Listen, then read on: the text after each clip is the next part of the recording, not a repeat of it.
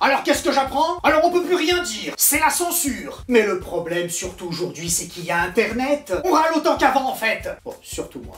Avant, pour critiquer un truc, c'était chiant. T'allais le dire au PMU du coin, tu râlais sur le sketch des Inconnus ou de Coluche que t'avais vu la veille, tu faisais chier 3 connards autour de toi, et puis au bout d'une heure, on te disait « Ah c'est bon Michel, va te coucher maintenant ». Et ça s'arrêtait là. Ah, aujourd'hui, il y a Twitter, il y a Facebook. Alors forcément, aujourd'hui, il y a plus de 3 personnes qui t'écoutent. Il y en a 1000 qui te lisent. Mais bon, ça rend pas ton discours plus intelligent ou passionnant, hein. En fait, on a l'impression qu'on peut plus rien dire parce que tout le monde sur les réseaux nous dit qu'on peut plus rien dire. Non, je t'en fous. Ah, il y en a, ils peuvent dire ce qu'ils veulent, hein. Au pire, on va un peu les gronder après. Eh, il y en a même qui font des chroniques à la radio, hein. Appeler ses enfants Souelen ou Mohamed, c'est refuser consciemment ou inconsciemment de faire partie du peuple français. En fait, bizarrement, c'est surtout les humoristes qu'on emmerde. Eh, aujourd'hui, pas besoin d'être subversif, hein. Il suffit de pas trop aller dans le sens du vent. Eh, tu vas voir que bientôt, ils vont être capables de virer texte de la télé, hein.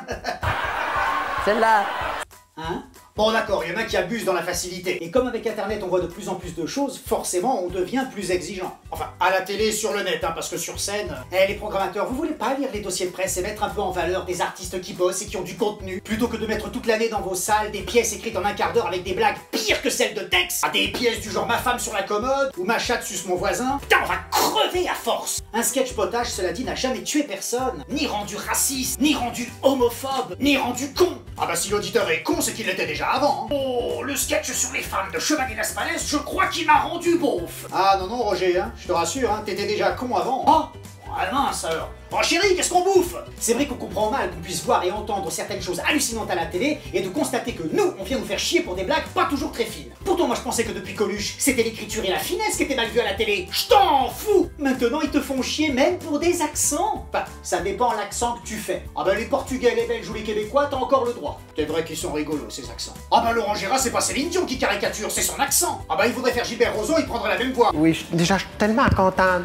Bon par contre les Asiatiques, ça tu peux plus. Ah bah Michel Leb il a été peinard pendant 20 ans, maintenant ça y est, tu peux l'emmerder. Ils ont réussi à nous faire une polémique sur Gad Elmaleh et Kev Adams.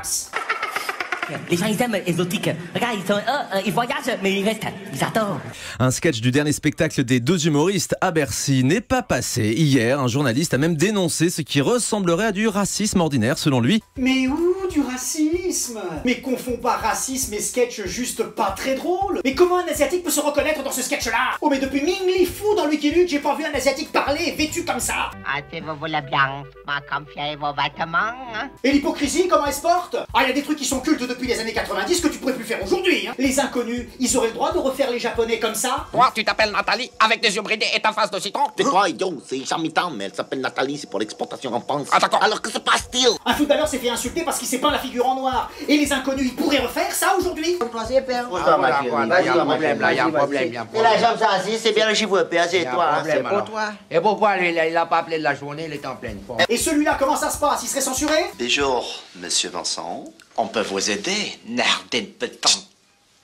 On peut vous aider?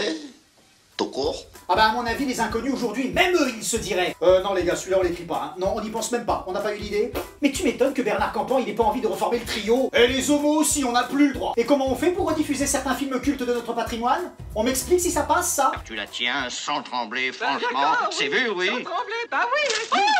Si tu veux me tuer, tu le dis carrément. Tu veux me tuer, c'est bien ça. Vise les yeux alors, c'est plus sûr. Je n'y arriverai jamais quand même là. J'ai cassé ma biscotte. D'accord. C'est quoi le plus néfaste pour l'image des homos aujourd'hui? La cage aux folles ou ça? On fait des rencontres super cool au Maroc.